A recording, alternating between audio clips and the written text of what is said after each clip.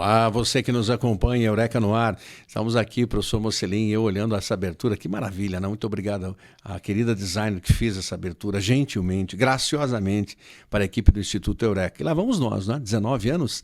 E nesses 19 anos, quem está conosco? Professor Mocelin, dos nossos associados, nossos professores titulares, companheiro que lida conosco há anos nesse projeto. Faz tempo, né, Marcos? Estamos aí, daqui a pouquinho, 20 anos, né? 20 anos. 20 anos no ar. Começou ontem. Começou ontem. Os menininhos começaram a dizer, nós estávamos diferentes na foto, sim, isso não há dúvida. Eu estava vendo uns vídeos nossos ali de 2005, 2006. Nós mudamos para pior. Eu tinha muito cabelo, viu? Mudamos para pior.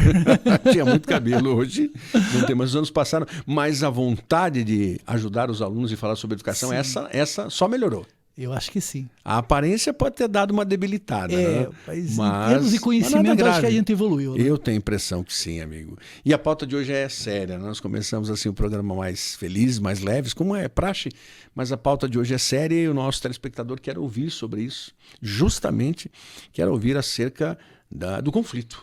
Israel-Hamas, Oriente Médio, Hezbollah, Palestina, Líbano, Beirute, necessariamente, né? nesse contexto, Irã, Rússia, Estados Unidos, Inglaterra, França, ONU, quanta coisa para dizer, né, Mocelin?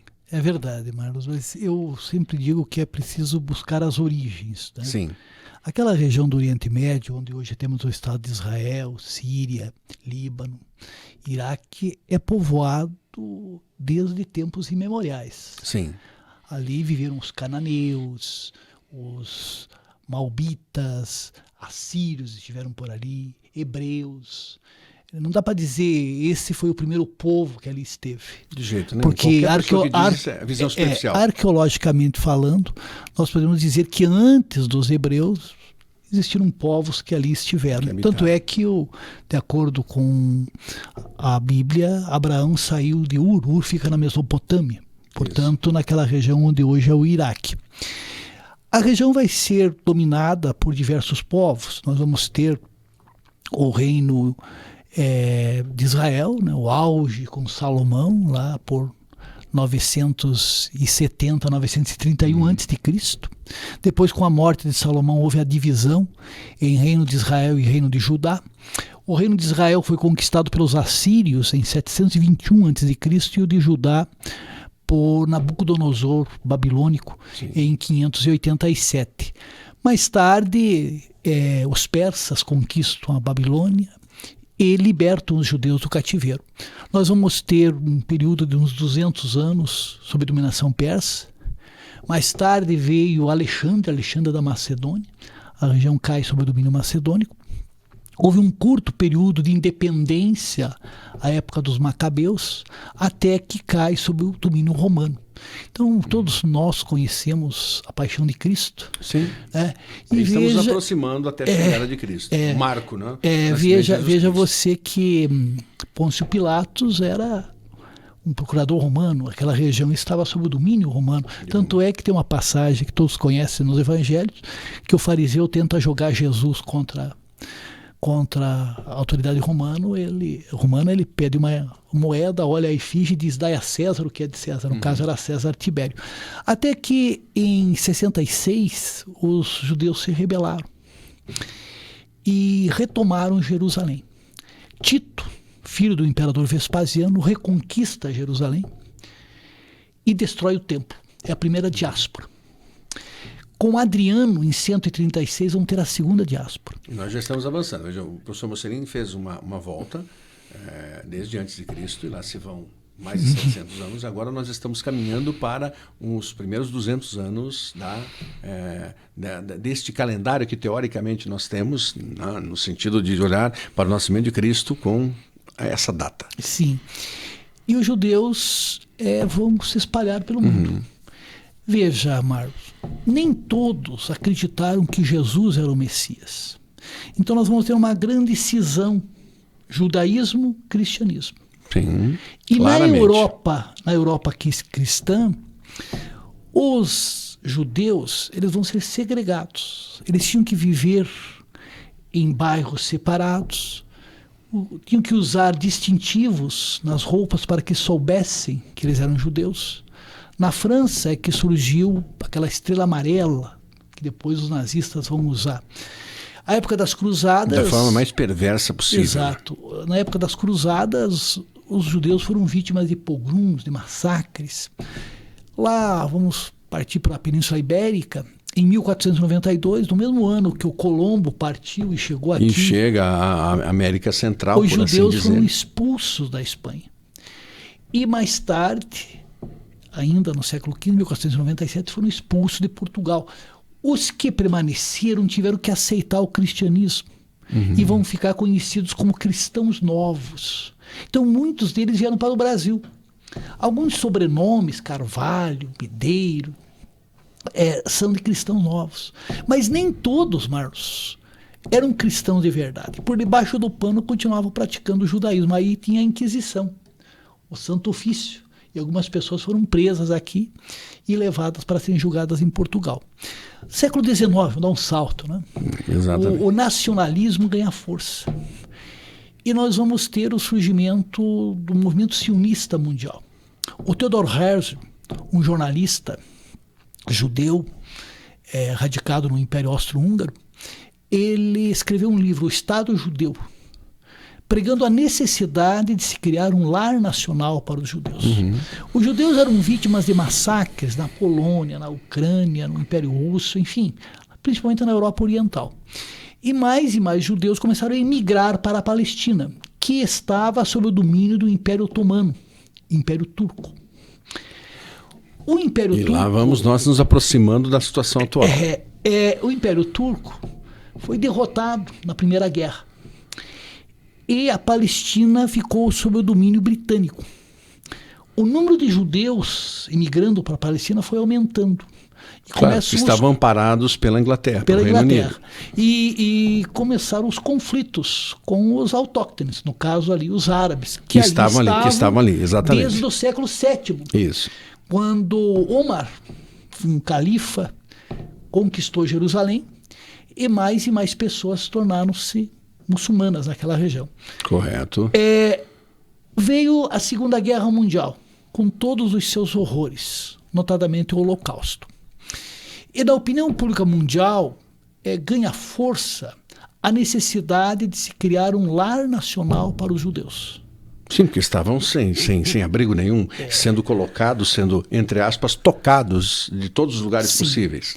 E em 1947, a ONU, a Organização das Nações Unidas, votou a partilha da Palestina. O Brasil votou a favor da partilha da Palestina. Sim. Teve 33 votos, algumas abstenções, e os países árabes, de uma forma geral, votaram maciçamente contra. Pela partilha da Palestina, deveria ser criado um Estado árabe e um Estado judeu. E a cidade de Jerusalém, por ser sagrada para 3 religiões, para o judaísmo, para o cristianismo e para o islamismo, não seria nem judia e nem árabe, teria status internacional. Os árabes não aceitaram essa partilha. Diziam eles que eram mais ou menos 2 milhões de árabes para 650 mil judeus. E 14 mil quilômetros, 14 mil quilômetros quadrados para um Estado judeu e apenas 11 mil quilômetros quadrados para um Estado árabe. Em maio, 14 de maio de 48, foi criado o Estado de Israel. David Ben-Gurion como primeiro-ministro e Chaim Weizmann como presidente. Os países da Liga Árabe, Líbano, Egito, Iraque, Síria, Transjordânia, ainda chamava Transjordânia, não aceitaram. E houve a primeira guerra árabe-israelense. O apoio ocidental, e foi uma das poucas vezes que a União Soviética e Estados Unidos ficaram do mesmo lado, possibilitou a vitória de Israel. E Israel ocupa uma grande área que deveria fazer parte do Estado árabe. E mais ou menos 750 mil pessoas tiveram que deixar os seus lares e vão viver em campos de refugiados na Jordânia, no Iraque, na Síria, no Líbano. Uma subvida, né, Mocelin? Uma subvida. E a Jordânia invade a parte oriental de Jerusalém e Israel a parte ocidental. Aqui nasce o drama dos refugiados palestinos. No Egito, em 52, o Egito tinha sido derrotado na guerra de 48 e 49, uma revolução nacionalista com Gamal Abdel Nasser. Nasser vai liderar o chamado pan-arabismo. O canal de Suez era administrado por uma empresa anglo-francesa. Ele nacionaliza o canal de Suez. Ele apoia guerrilheiros argelinos que lutavam pela independência, a Argélia da colônia da França, e também bloqueia o Golfo de Aqaba. Vamos ter a Guerra de Suez. O Egito enfrenta Israel, Grã-Bretanha e França, e logicamente vai ser derrotado. Claro, não há como. Mas também em poucos momentos em que Inglaterra e França jogam juntas, claro. Sobretudo pensando no século XX, sim, antes do século XX, não. Sim. Só que vivíamos a época da Guerra Fria. E a União Soviética ameaçou com uma guerra nuclear. E as forças de ocupação se retiraram. E o Nasser obteve uma vitória diplomática. Em 59, os palestinos vão se organizar partindo para a luta armada, vai ser criada a Fatah. Os fedaíns, aqueles que se sacrificam, vão invadir o território que era deles, mas que estava ocupado por Israel, e vão praticar atentados. Em 64, vai ser criada a OLP, Organização pela Libertação da Palestina, que vai ser liderada, seu principal líder, Yasser Arafat. Mas o movimento palestino ele se fragmenta. A OLP era de cunho nacionalista e foi criada a Frente Popular para a Libertação da Palestina, que era de cunho marxista. Mas vivíamos os anos 60, os anos 70. O terrorismo naquela época, não estou dizendo que o terrorismo é bom, mas era mais racional. Eles tinham alvos específicos, procuravam não atingir pessoas civis, inocentes, né?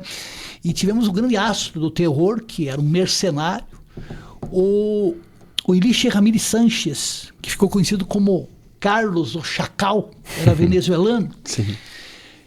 Em 1973 67 vão ter uma guerra, cujas consequências se fazem sentir até hoje. Israel ataca o Egito, a Síria e a Jordânia. Vai ser a Guerra dos 6 Dias, a superioridade aérea. Devastador. Israel ocupa o Sinai, do Egito, Monte e a Sinai, faixa de Gaza. Isso. E a Síria perde as colinas de Golã e toda a cidade de Jerusalém cai sob o domínio de Israel. E aí começam a existir outros pontos que reverberam até hoje, não, Mocelin? É sobre isso que vamos falar no segundo bloco. Sim, nós vamos fechar esse primeiro bloco.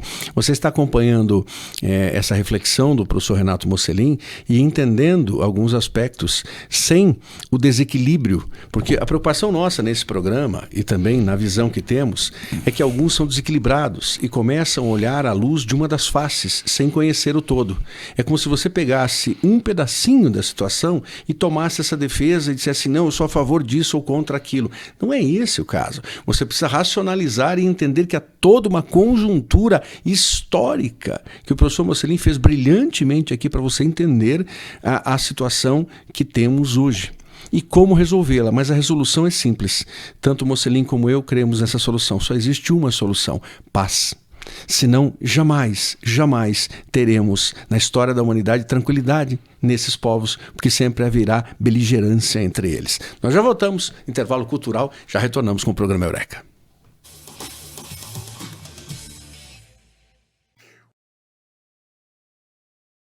Segundo bloco do programa Eureka, professor Renato Mocelin conosco, e essa análise, a aula de história para você, aula de reflexões, aula voltada a pensar o Oriente Médio e esse momento tão dramático, tão trágico, tire a palavra dramático, já superamos isso, tão trágico para a história humana. A humanidade perde com esse conflito, ninguém ganha com esse conflito. Ninguém pode dizer que há um lado merecedor de vitória. Aliás, Todos que incentivam a violência estão errados. As nações que incentivam a violência estão fadadas a entrarem para a história como fomentadoras de um erro. Nenhuma guerra tem razão de ser, senhorias. Nenhuma guerra tem razão de ser. E aqui não é um discurso de paz sem propósito, de paz utópica. Há um discurso de que se a paz não reinar, a humanidade não existirá. É simples isso, né? Professor Mocelin, por favor, num raciocínio brilhante que você fez no primeiro bloco. Então a Guerra dos 6 Dias deu a Israel uma amplitude maior em termos territoriais. Houve uma resolução da ONU para que Israel cumprisse o que havia sido estabelecido em 47, e que Jerusalém deixasse de ser uma cidade israelense. Eles depois vão transformar Jerusalém em capital, porque deve ser, conforme a resolução da ONU, ter status internacional e deveria devolver os territórios ocupados, o que não aconteceu. Não aconteceu. Porque a ONU funciona de uma maneira assim surrealista, né? Existe o Conselho de Segurança e existem 5 países que mandam tudo. Na verdade, só eles é que mandam. Então nós já tivemos várias decisões contrárias a Israel. A maioria maciça da Assembleia Geral da ONU votou que Israel deveria devolver os territórios. Mas os Estados Unidos têm vetado quaisquer decisões contrárias a Israel. A Israel. E aí não dá, não, porque aí você sempre é unilateral. Sim. Em 73, nós tivemos a Guerra do Yom Kippur, no dia do perdão dos judeus, que naquele ano caiu no dia 6 de outubro. O Egito atacou, não atacou Israel, atacou o Sinai, que estava sob ocupação israelense. E a Síria atacou as colinas de Golã, que também estavam sob ocupação. E não conseguiram expulsar as tropas israelenses desses territórios. Não houve mudanças territoriais, portanto, com a Guerra do Yom Kippur. Mas o Nasser havia falecido e o Saddam procurou se aproximar de Israel. E nós vamos ter um acordo entre Egito e Israel. Menachem Begin por Israel e Saddam pelo Egito, o patrocínio do presidente Carter. Né? Anwar al-Sadat. Em Camp David, o Egito reconhece o Estado de Israel. Intermediado pelos Estados Unidos. Sim. E Israel devolve o Sinai para o Egito. E ficaram também de resolver mais adiante o problema palestino. Em 79 aconteceu a Revolução Iraniana. E os ayatolás passam a governar o Irã. E um islamismo fundamentalista ganha força nos anos 80. Aí vem um nome poderoso, Khomeini. Ayatollah Khomeini. E quando a gente fala em fundamentalismo islâmico, é preciso destacar que a maioria dos muçulmanos eles são moderados. Os fundamentalistas formam uma minoria, assim como há fundamentalistas cristãos, fundamentalistas hindustas. Em todos os lugares, exatamente. E nós vamos ter nos anos 80, para ser mais preciso, em 87, a Intifada. Intifada, a rebelião, revolta, a Guerra das Pedras nos territórios ocupados por Israel, a insurgência palestina. Em 88, o Arafat muda de posição. Ele reconhece o Estado de Israel. E vamos ter em Oslo, na Noruega, depois em Madrid, negociações entre israelenses e palestinos. Exatamente. Em 93, há 30 anos atrás, eu sempre falo para os alunos, quando eu dei essa aula em 93, estava esperançoso, o presidente Clinton conseguiu colocar lado a lado na Casa Branca o senhor Yasser Arafat e o então primeiro-ministro israelense Isaac Rabin. O que eles decidiram? A OLP reconheceu o Estado de Israel. O que foi um avanço espetacular. Sim. E Israel reconheceu a OLP como legítima representante do povo palestino. E territórios seriam devolvidos aos palestinos. Veja, é importante que você ouça esse pedaço, esse trecho explicativo, porque há compromissos que não foram cumpridos. E em não sendo cumpridos historicamente, haverá problemas. Sim. Quando você faz um trato com alguém e você assume, não, eu vou cumprir. Passa um tempo, você não cumpre, o outro lado vai cobrar, vai dizer, escute, mas e a tua palavra dada lá atrás? Ah, mas não.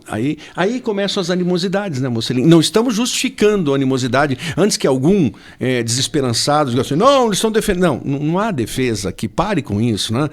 Pare e reflita por um minuto. Eu sei que às vezes para alguns é difícil, um minuto de reflexão, mas para alguns é difícil, não, nós entendemos isso. Mas não há uma defesa, apenas assim, Israel precisa honrar a sua palavra. Isso é notório.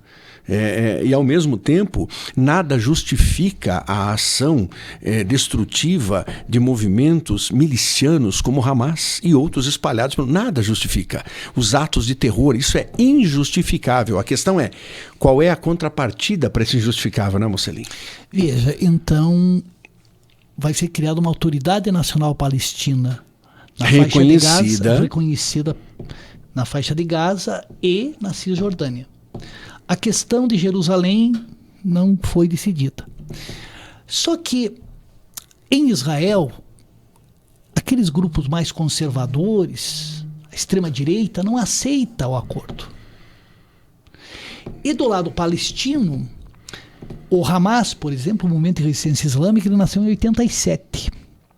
É um grupo fundamentalista. Eles não reconhecem o Estado de Israel. Pois é, eles decidiram isso, que é um erro, na verdade. Sim. Então, por isso você disse fundamentalistas e, neste caso, fadados ao crime, porque não estão reconhecendo também algo que já havia sido honrado, o Estado de Israel. Começaram a ocorrer atentados terroristas suicidas em território israelense. Motivados por esse grupo e outros grupos. O Arafat perde credibilidade. Porque se ele era o legítimo representante do povo palestino e não conseguia conter os palestinos, e o Rabin passa a ser cobrado em Israel. Exatamente. Por que ele fez alguma coisa e estão sendo atacados? E em vez de paz, mais atentados. Um estudante de extrema-direita israelense matou o Rabin. Então, o Yitzhak Rabin foi assassinado por um estudante de extrema-direita israelense. Também, nesse caso, um fundamentalista. Exatamente. Veja. Assumiu o Shimon Peres. O Shimon Peres, o Rabin e o Arafat haviam sido agraciados como Prêmio Nobel da Paz. E a partir de então... Porque fomentaram a paz, exatamente isso. Estavam no caminho certo. Sim, no caminho certo. Só que, infelizmente, os falcões levaram a melhor. E vamos ter governos ali, a partir de 96, 97... governos de extrema-direita. Ariel Sharon, por exemplo, de forma provocativa, em 2000, perambulou com pessoas armadas naquela região da Mesquita de Al-Aqsa, provocando a segunda intifada. E pior, aquela região da Cisjordânia começaram a construir ocupações para colonos judeus. Quer dizer, o território já é pequeno. E ainda mais... colonos estabelecidos. E a questão do Estado palestino foi sendo empurrado. A faixa de Gaza, em 2007, se não me falha a memória, tivemos eleições e o Hamas ganhou a eleição. Porque é preciso não confundir o povo palestino com o Hamas. O Hamas é um grupo político. Extremista. É um grupo político extremista. Que governa a faixa de Gaza, mas que não governa... o Estado palestino. A Cisjordânia é o Fatah. Eles são inimigos. A maioria dos palestinos querem a paz. Mas eles não veem perspectivas.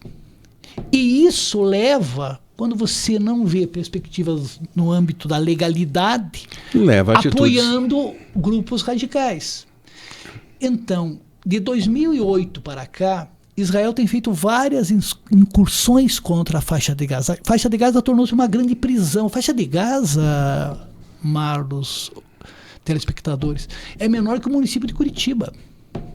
Você tem 360 quilômetros quadrados por aí e 2 milhões de habitantes, vivendo em condições precárias. E essas pessoas são bombardeadas. Continuamente. Essas pessoas vivem isoladas. E vivem na dependência sempre. Para ter gás, eu preciso de apoio. Para ter energia, eu preciso de apoio. Para ter isso, eu preciso... Por exemplo, agora a faixa de Gaza está fechada. Ninguém entra, ninguém sai. Então, como é que fica viver assim? É uma prisão. É uma prisão. E o bombardeio que está acontecendo nesses dias, atingiu esse hospital. O governo de Israel disse que foi um outro grupo, a Jihad Islâmica, mas a Al Jazeera, que é uma emissora de televisão deixa lá do Catar, claro que foi... deixa claro que foi Israel. Agora, independentemente dessa situação, porque as guerras começam pela ausência de verdade, porque a verdade ela é atingida sempre quando há guerras, né?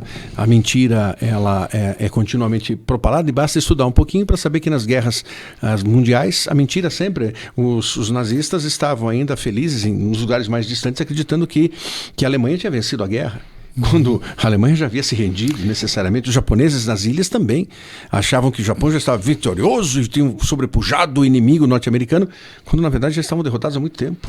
Veja, e o ódio de muitos árabes em relação aos Estados Unidos vem desse apoio incondicional dos Estados Unidos. Por exemplo, o Brasil propôs agora a ajuda humanitária, a entrada da ajuda humanitária, os Estados Unidos vetaram no Conselho de Segurança. Só um detalhe para você que nos acompanha, a ação brasileira na diplomacia é espetacular. Sim. A ação brasileira em retirar patriotas de Israel foi algo assim, para você dizer, para ensinar por muitos e muitos anos uma atitude imediata de governo. E não alguém vai dizer assim, vocês estão defendendo. Não é defesa, é entender que a atitude do governo brasileiro foi pontualmente correta em todos os lados. Conseguiu 12 signatários que apoiaram o Brasil nessa resolução. Mas aí, com poder de veto, a Inglaterra se absteve, a Rússia havia apresentado uma situação que foi derrotada, então ficou ali, a China negativo, a França apoio com poder de veto, mas os Estados Unidos disseram negativo. Negativo por quê? Porque eles não foram protagonistas. Um erro norte-americano. E, curiosamente, centenas de judeus se aglomeraram no Capitólio, judeus norte-americanos, exigindo a paz e dizendo que os norte-americanos erraram, que o governo Biden errou fragorosamente. Quando a gente fala de Israel, é preciso tomar cuidado. Não confundir o atual governo de Israel com o povo judeu. Sim. Um povo que foi perseguido, um povo que foi vítima do nazismo e de outros episódios históricos. Povo que é maravilhoso, sem dúvida nenhuma. Agora, o governo atual é um pesadelo. Para você ter uma ideia, o ministro da segurança deles, um tal de Itamar, o nome dele, bem não sei o que lá, Gisra, uma coisa assim, ele disse que ajuda humanitária nada, bombas para Gaza. Que pensamento é esse? Um pensamento como esse pode gerar a paz? E aí vem a pergunta simples, nós temos que fechar o programa, infelizmente, mas esse é um assunto para continuar com o professor Mocelin. E as pessoas que perderam seus entes queridos, será que elas vão continuar entendendo isso? Ou a máxima que Gandhi trouxe para nós, olho por olho, e o mundo ficará cego? Não é um pensamento? Aqueles jovens israelenses que estavam se divertindo, que perderam suas vidas. Por que atacados? Por que atacados daquela forma? Assassinados, destruídos. Sim. Criminosamente. Ninguém discute isso. Ninguém discute isso. Assim como é criminoso deixar você bombardear áreas civis. Ou obrigar 1 milhão de pessoas a se locomover em 24 horas. Sim. Isso, como é que alguém pode defender algo assim? Obrigar 1 milhão de pessoas. Agora você vai sair, vai ter toda a tua vida. E tem brasileiro, sabe, Marlos, que são assim de uma ingenuidade e só para dizer que somos a favor de Israel porque somos evangélicos. Filho, lá em Israel, que é adepto do judaísmo não acredita em Jesus. Mas eu não sei que Bíblia é essa, porque pela Bíblia que eu conheço, Jesus Cristo é a favor de todos. Sim. Pelo que eu entendi, Jesus Cristo deixou bem claro. Veio para dar vida e vida em abundância a todos.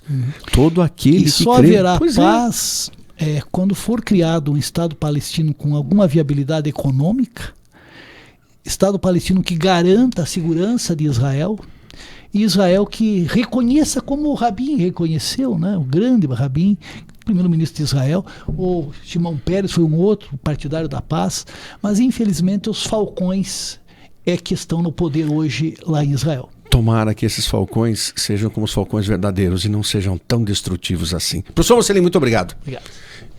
Próximo Eureka, um pouco mais sobre esse assunto. Muito obrigado, grande abraço a você, continue conosco.